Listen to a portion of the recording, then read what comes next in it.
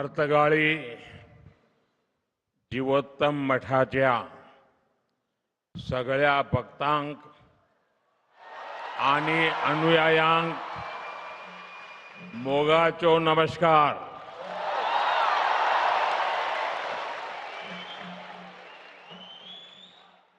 श्री संस्थान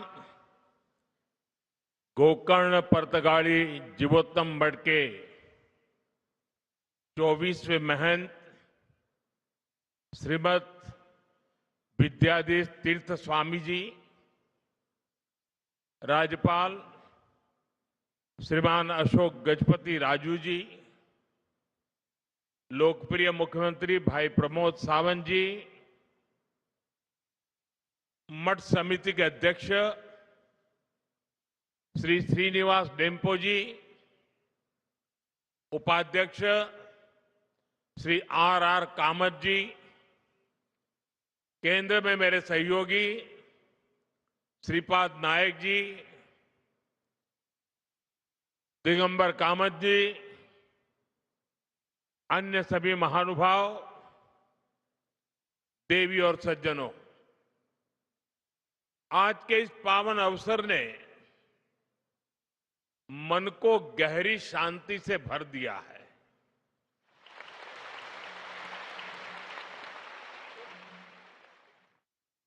साधु संतों के सानिध्य में बैठना अपने आप में एक आध्यात्मिक अनुभव होता है. यहां उपस्थित श्रद्धालुओं की विशाल संख्या इस मठ की सदियों पुरानी जीवन शक्ति को और बढ़ा रही है. मैं अपने आप को सौभाग्यशाली मानता हूं कि आज इस समारोह में आपके बीच उपस्थित हूं. यहां आने से पहले मुझे राम मंदिर और वीर विट्ठल मंदिर के दर्शन का सौभाग्य मिला. उस शांति, उस वातावरण ने इस समारोह की आध्यात्मिकता को और गहरा कर दिया.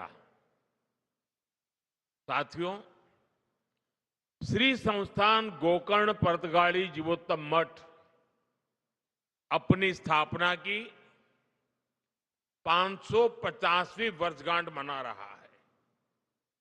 ये बहुत ऐतिहासिक अवसर है. बीते 550 वर्षों में इस संस्था ने समय के कितने ही चक्रवात झेले हैं. युग बदला, दौर बदला, देश और समाज में कई परिवर्तन हुए, लेकिन बदलते युगों और चुनौतियों के बीच भी इस मठ ने अपनी दिशा नहीं खोई.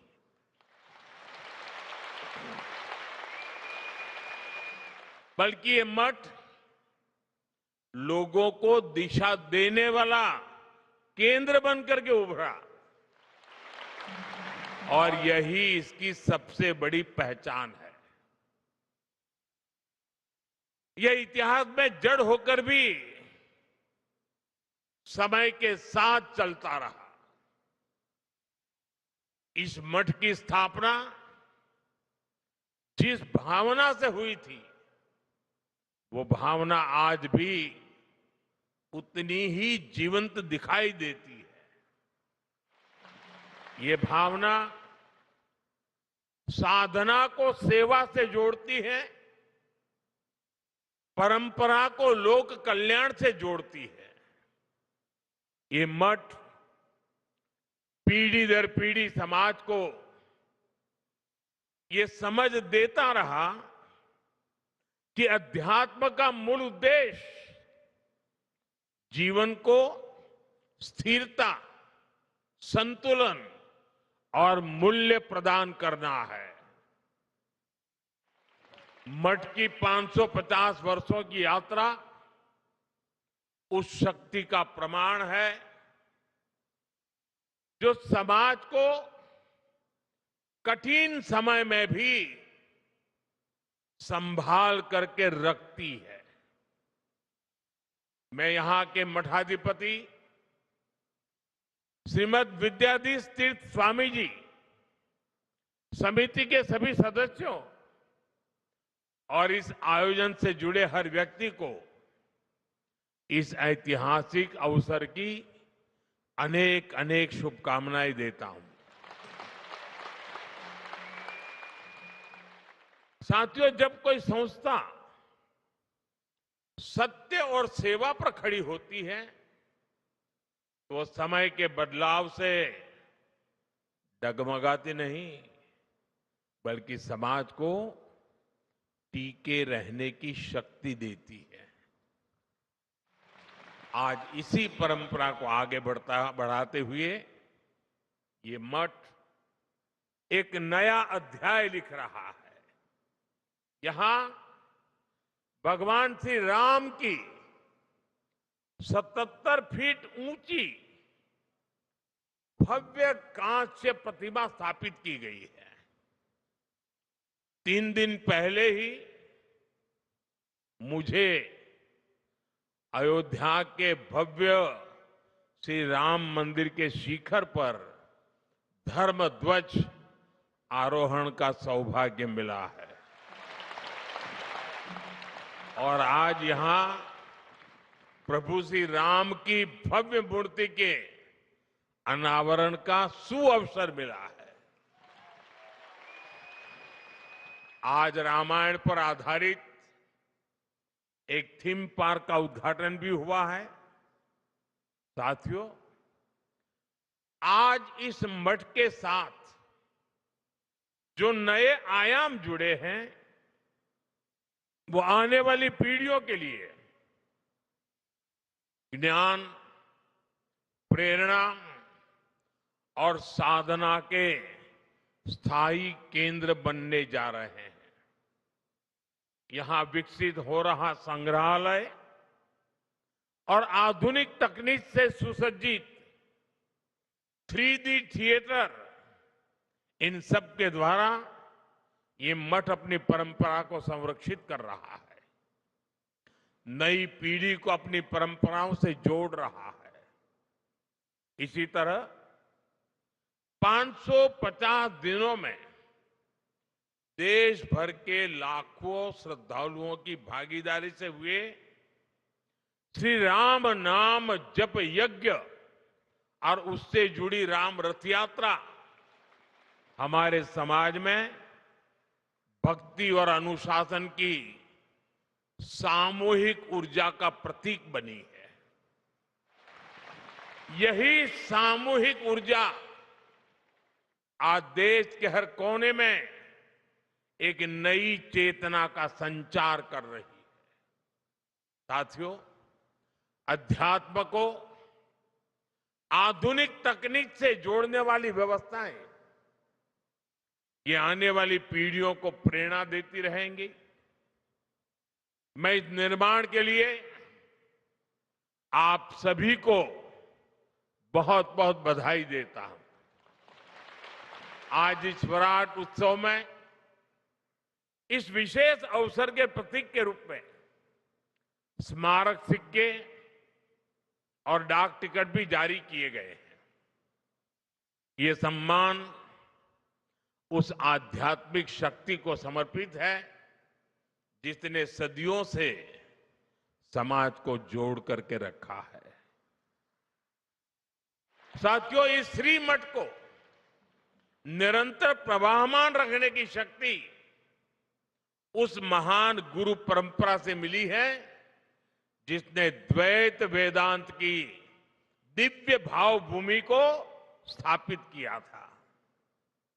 श्रीमद नारायण तीर्थ स्वामी जी द्वारा 1475 में स्थापित यह मठ उसी ज्ञान परंपरा का विस्तार है और उसका मूल स्रोत जगत गुरु श्री मध्वाचार्य जैसे अद्वितीय आचार्य है।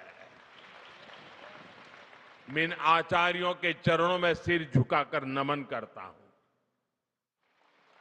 यह भी बहुत महत्वपूर्ण है कि उडुपी और पर्तगाली दोनों मठ एक ही आध्यात्मिक सरिता की जीवंत धाराएं हैं। भारत के इस पश्चिमी तट की सांस्कृतिक धारा को दिशा देने वाली गुरु शक्ति भी यही है। और मेरे लिए ये भी एक विशेष संयोग है कि एक ही दिन में मुझे इस परंपरा से जुड़े 2 कार्यक्रमों में सम्मिलित होने का सौभाग्य प्राप्त हुआ। साथियों, हम सभी को गर्व है कि इस परंपरा से जुड़े परिवारों ने पीढ़ी दर पीढ़ी अनुशासन, ज्ञान, परिश्रम और उत्कृष्टता को जीवन का आधार बनाया है। व्यापार से लेकर वित्त तक, शिक्षा से लेकर तकनीक तक जो प्रतिभा, नेतृत्व और कार्यनिष्ठा उनमें दिखाई देती है, उसके पीछे इसी जीवन दृष्टि की गहरी छाप मिलती है। इस परंपरा से जुड़े परिवारों, व्यक्तियों की सफलता की अनेक प्रेरक गाथाएं हैं। उन सब की सफलताओं की जड़ें विनम्रता, संस्कार और सेवा में दिखती है। ये मठ उन मूल्यों को स्थिर रखने वाली आधारशिला रहा है और हमें विश्वास है कि आगे भी आने वाली पीढ़ियों को ये मठ ऐसे ही ऊर्जा देता रहेगा। साथियों, इस ऐतिहासिक मठ की एक और विशेषता का जिक्र आज आवश्यक है। इस मठ की एक पहचान वो सेवा भावना है जिसने सदियों से समाज के हर वर्ग को सहारा दिया है। सदियों पहले जब इस क्षेत्र पर विपरीत परिस्थितियां आई, जब लोगों को अपने घर परिवार छोड़कर नए प्रदेशों में शरण लेनी पड़ी, तब इसी मठ ने समुदाय को सहारा दिया, उन्हें संगठित किया और नए स्थानों पर मंदिरों, मठों, आश्रय स्थलों की स्थापना की। इस मठ ने धर्म के साथ साथ मानवता और संस्कृति की भी रक्षा की। समय के साथ मठ की सेवा धारा और विस्तृत होती गई। आज शिक्षा से लेकर छात्रावासों तक, वृद्ध सेवा से लेकर जरूरतमंद परिवारों की सहायता तक, इस मठ ने अपने संसाधनों को हमेशा लोक कल्याण के लिए समर्पित रखा है। अलग अलग राज्यों में बने छात्रावास हो, आधुनिक विद्यालय हो या कठिन समय में लोगों को राहत देने वाले सेवा कार्य, हर पहल इस बात का प्रमाण है कि अध्यात्म और सेवा जब साथ चलते हैं तो समाज को स्थिरता भी मिलती है और आगे बढ़ने की प्रेरणा भी मिलती है। साथियों, ऐसे समय भी आए जब गोवा के मंदिरों और स्थानीय परंपराओं को संकट का सामना करना पड़ा, जब भाषा और सांस्कृतिक पहचान पर दबाव बना, लेकिन ये परिस्थितियां समाज की आत्मा को कमजोर नहीं कर पाई, बल्कि उसे और दृढ़ बनाया। गोवा की यही विशेषता है कि यहां की संस्कृति ने हर बदलाव में अपने मूल स्वरूप को बनाए रखा और समय के साथ पुनर्जीवित भी किया। इसमें पर्तगाली मठ जैसे संस्थानों का बहुत बड़ा योगदान रहा है। साथियों, आज भारत एक अद्भुत सांस्कृतिक पुनर्जागरण का साक्षी बन रहा है। अयोध्या में राम मंदिर का पुनर्स्थापन, काशी विश्वनाथ धाम का भव्य पुनरुद्धार और उज्जैन में महाकाल महालोक का विस्तार, ये सब हमारे राष्ट्र की उस जागरूकता को प्रकट करते हैं जो अपनी आध्यात्मिक धरोहर को नई शक्ति के साथ उभार रही है। रामायण सर्किट, कृष्ण सर्किट, गया जी के विकास कार्य और कुंभ मेले का अभूतपूर्व प्रबंधन, ये सभी उदाहरण बताते हैं कि आज का भारत अपनी सांस्कृतिक पहचान को नए संकल्प और नए आत्मविश्वास के साथ आगे बढ़ा रहा है।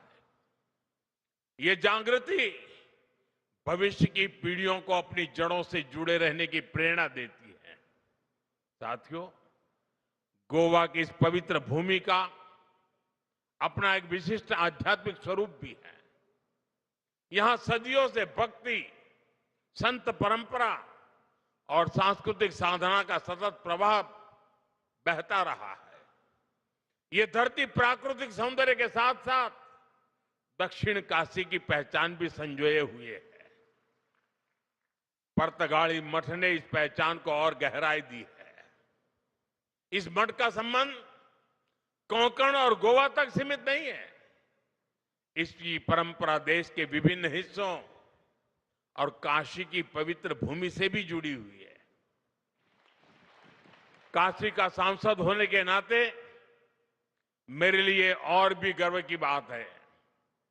संस्थापक आचार्य श्री नारायण तीर्थ ने उत्तर भारत की अपनी यात्राओं के दौरान काशी में भी एक केंद्र स्थापित किया था, जिससे इस मठ की आध्यात्मिक धारा का विस्तार दक्षिण से उत्तर तक हुआ। आज भी काशी में उनके द्वारा स्थापित केंद्र समाज सेवा का माध्यम बना हुआ है। साथियों, आज जब इस पवित्र मठ के 550 वर्ष पूरे हो रहे हैं, तब हम इतिहास का उत्सव मनाने के साथ ही भविष्य की दिशा भी तय कर रहे हैं। विकसित भारत का रास्ता एकता से होकर जाता है। जब समाज जुड़ता है, जब हर क्षेत्र, हर वर्ग एक साथ खड़ा होता है, तभी राष्ट्र बड़ी छलांग लगाता है।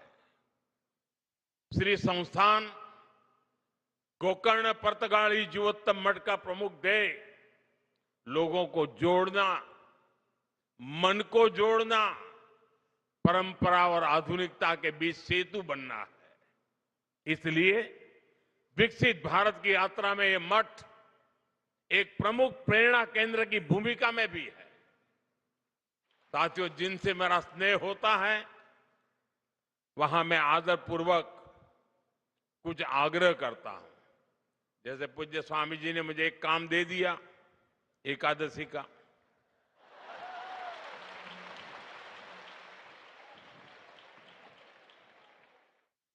वो तो संत है तो एक में मान जाते हैं, लेकिन मैं एक में मानने वालों में से नहीं हूं। और इसलिए आज आपके बीच आया हूं तो मेरे मन में सहज ही कुछ बातें आ रही हैं, जिन्हें मैं आपसे साझा करना चाहता हूं। मैं आपसे 9 आग्रह करना चाहता हूं, जिसे आपके संस्थान के माध्यम से जन जन तक पहुंचाया जा सकता है। ये आग्रह 9 संकल्प की तरह हैं। विकसित भारत का सपना तभी पूरा होगा जब हम पर्यावरण की रक्षा को अपना धर्म माने। धरती हमारी माता है और मठों की शिक्षा हमें प्रकृति का सम्मान करना सिखाती है।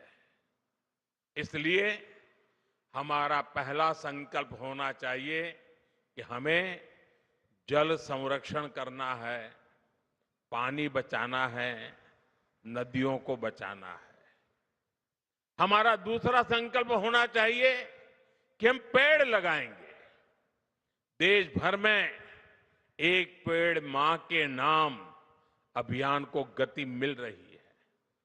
इस अभियान के साथ अगर इस संस्थान का सामर्थ्य जुड़ जाएगा तो इसका प्रभाव और व्यापक होगा। हमारा तीसरा संकल्प होना चाहिए स्वच्छता का मिशन।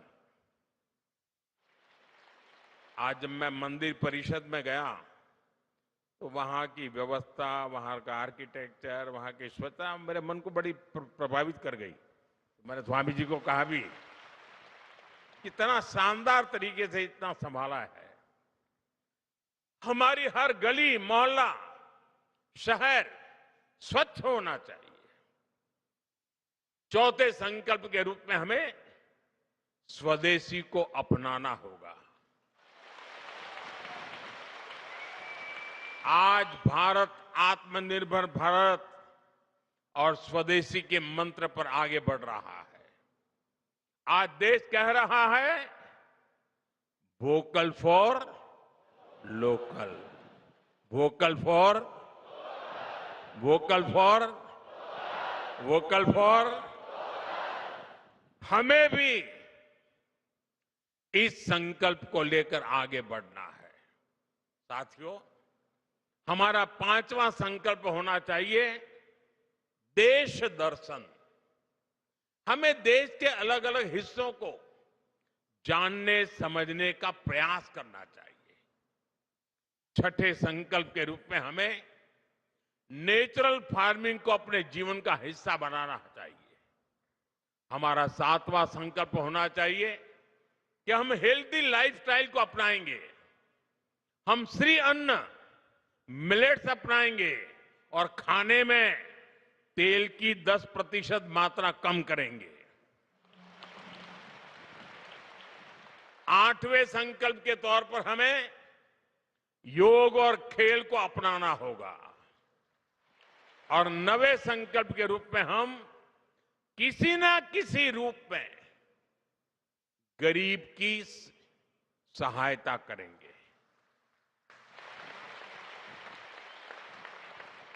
अगर एक परिवार भी गोद ले लेना ना, हम देखते ही देखते हिंदुस्तान का रूप रंग बदल जाएगा।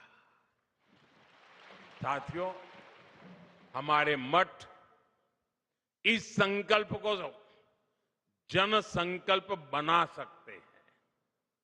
इस मठ का 550 साल का अनुभव हमें बताता है, परंपरा अगर जीवित रहे तो समाज आगे बढ़ता है।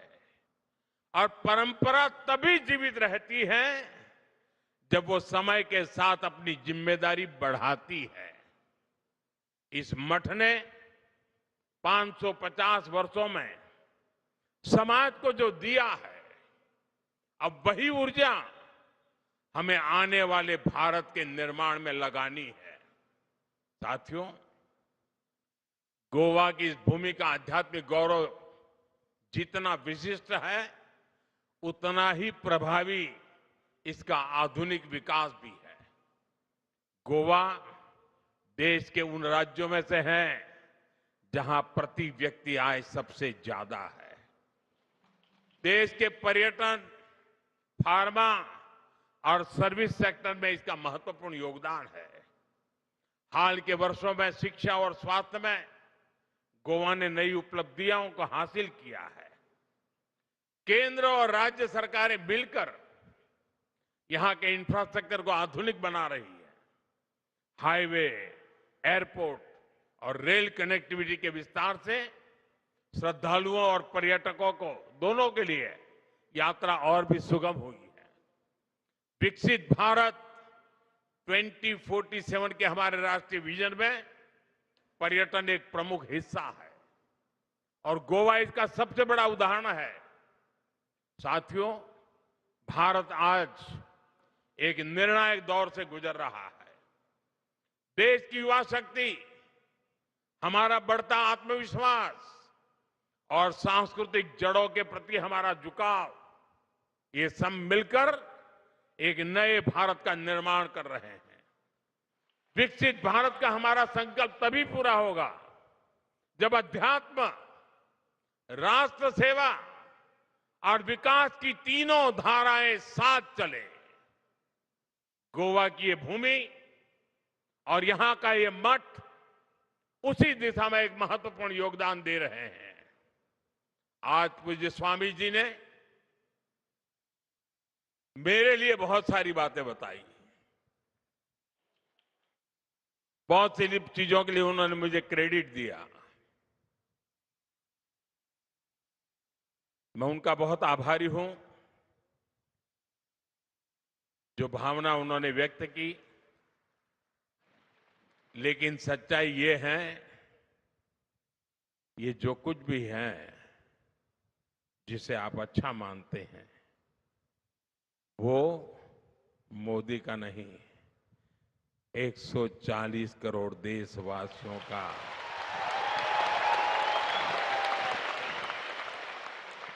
उनका संकल्प, उनका पुरुषार्थ, उसी का परिणाम है और आगे भी अच्छे परिणाम आने ही आने हैं।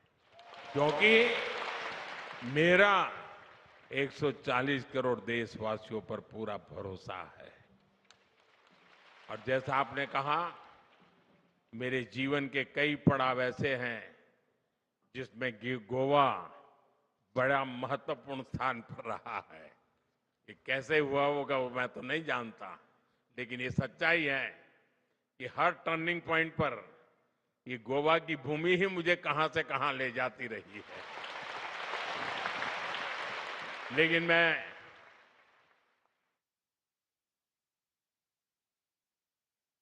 पूज्य संत श्री का बहुत आभारी हूं। उनके आशीर्वाद के लिए मैं एक बार फिर आप सभी को इस पवित्र अवसर पर हृदय से बहुत बहुत शुभकामनाएं देता हूं। बहुत बहुत धन्यवाद।